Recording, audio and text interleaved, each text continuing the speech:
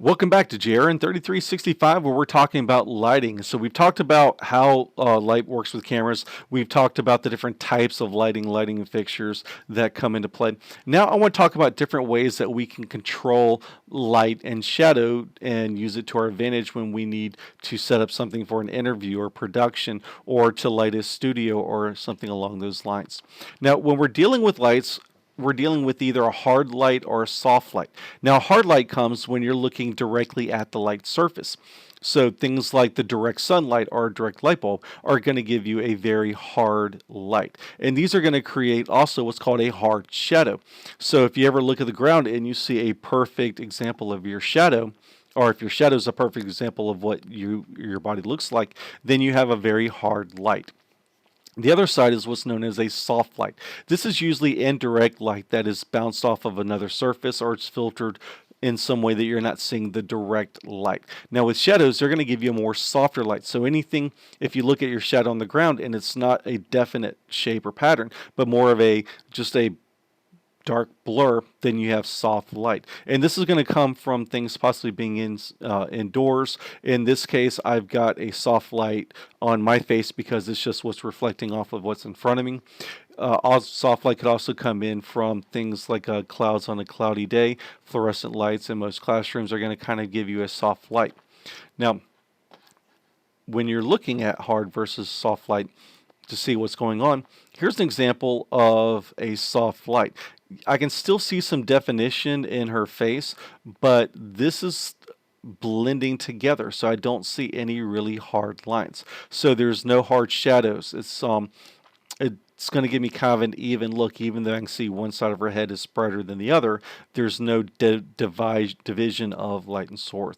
Now with this hard light, I can definitely look at her neck or her nose or part of her eyes, and I can see that there is an outline of her face. So this is a very hard light, and I can see a distinct shadow, especially around the edge of her nose and some in her hair. So looking at this gives me a very hard light, and you can use both of these in your lighting to determine kind of what shot you're going for, whether you want it to be a more soft light on your subject or a harder light.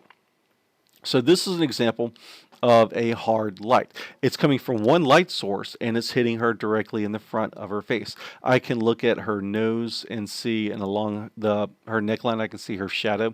So this is telling me, especially since it's coming from one source, that this is going to be a very hard light that's coming into play. Now you do have ways to adjust these. So one thing I talked about is a type of light called a Fresnel light. And that's this one that we use a lot in our studio. We've got them in small, medium, larges. And inside that Fresnel light is a light bulb. And this light bulb, we can actually move it closer or further away from the front of the light to give us either a very wide beam or a very narrow beam. And that also changes how the light hits different subjects. So with this one on the left, I can see I've got a soft light because you can kind of see, even though it goes bright to light, bright to dark, you're not seeing a definite division. And so with this one on the right, this is now moved into from the flood to the spot. And the spotlight is going to give you a very hard edge of the shadow and the edge of the light to work with. So, and you can always find something in between. So you can use a flood to light a big area or a spot to light something specific. In our studio, we have some set up on flood that light up the entire desk. We also have some on spot that light up just our anchors like head and shoulders to give them that type of lighting where we need it. Another type of thing we can do to adjust lighting is what's called a honeycomb or a grate. And this is a panel that just kind of looks like a bee's honeycomb. And when you put it in front of something like a broad light, it can actually kind of direct it a little bit. And based on the cones, if it's like a direct cylinder, it's only going to give you like a 90 degrees or it's going to give you a straight beam. Or you can set it so that it's smaller on one end or bigger on the other, and this will allow you to control where the light's hitting. So with this honeycomb, it can be set up at 10 degrees, and it can still give you a pretty spotlight, or you can set it on 40 degree, and it's going to disperse that light a little bit more to give you light in a greater area. Now, another type of thing we have is what's known as barn doors. I'm going to take my face and I'm just going to move it over. Now, barn doors are these metal flaps that we would put onto the front of an ellipsoidal light, and we can move the lights up and down, left and right. And with the barn doors, we can channel the light even tighter.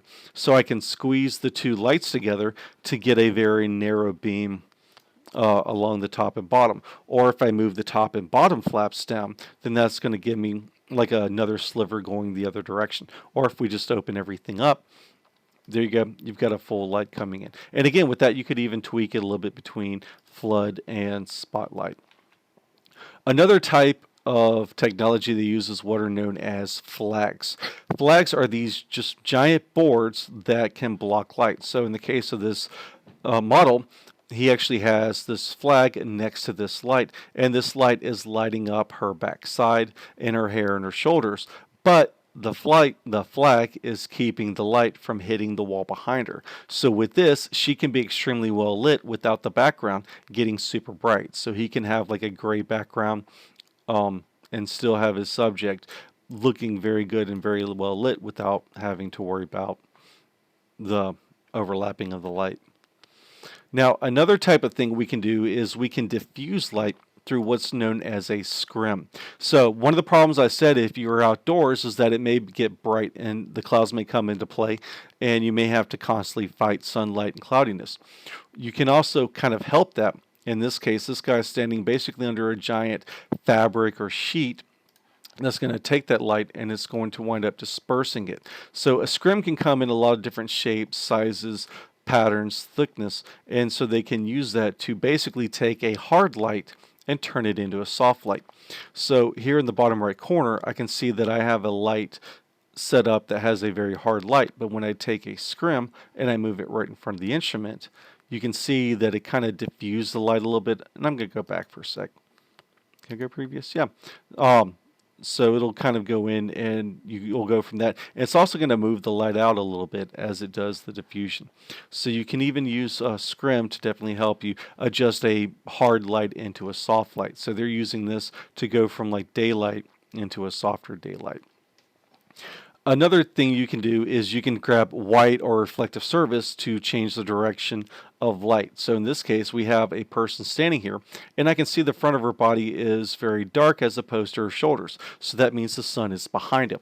But in order to give her some more lighting, he's gone in and he's taken a large white disc or a reflective mirror disc, and he's bouncing the sunlight off of it, and it's hitting her in the face. And this also came into play in an old television show called The Andy Griffin Show. And this is a scene from the iconic opening where these two are just kind of walking down the road, and I think he stops, picks up a rock, and throws it.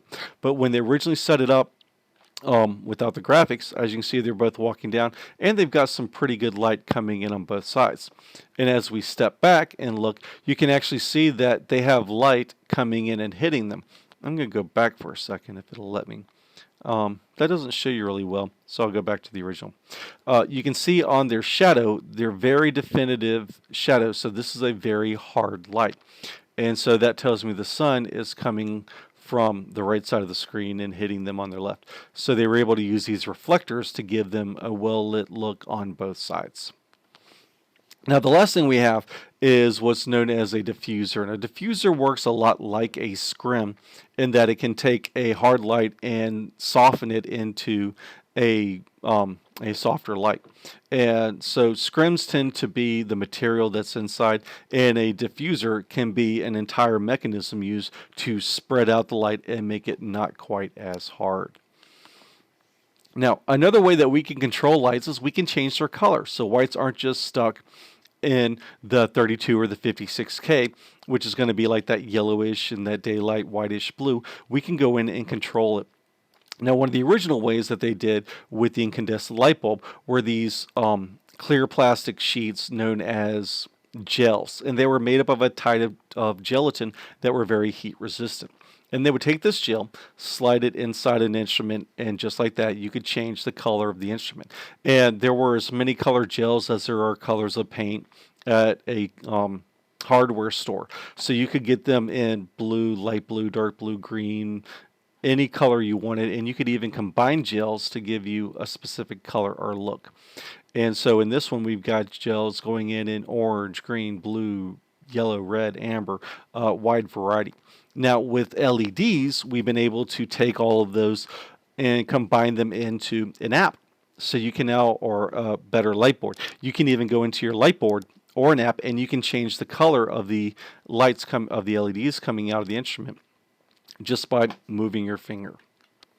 So when you went back and you were thinking to being a little kid playing with paint in school, do you remember your primary colors? So yellow and blue make green. Very good. Now, when we're looking at these three colors of red, yellow, and blue, these were the three primary colors that you could mix to create every color in the rainbow. So you could always mix them together and come up with some fun and unusual colors. Now, when we're dealing with light, the primary colors are a little different. They're not actually red, yellow, and blue. They are red, green, and blue because pigments and light work in different ways. So if we're going to wind up mixing two colors together, we're going to have to mix red and green or green and blue to get that series. So this is where we get the term RGB.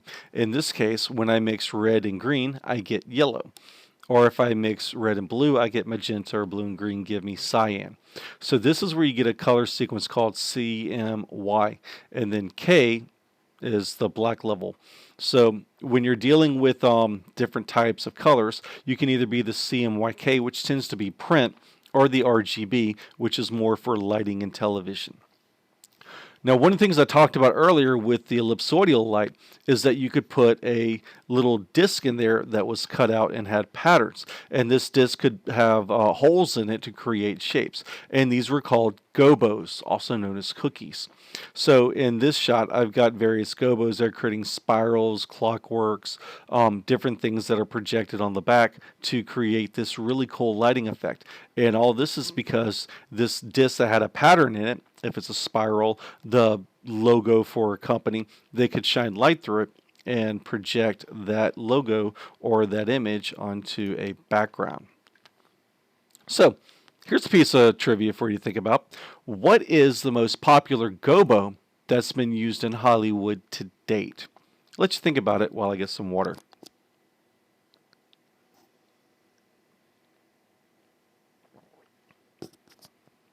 That was good. Think you know? What's the answer? The answer is the Batman symbol. This was created by holding a logo in front of a bright light, and then they would project it up into the night sky. It would only work if there was, I guess, an overcast, cloudy night. I'm not sure what they did for clear nights, but yeah, the Batman logo was the most popular gobo used in Hollywood to date. A little bit of trivia for you. So that's kind of a little bit of how we use lights, and we're able to color it, shape it, and set it up to our advantage.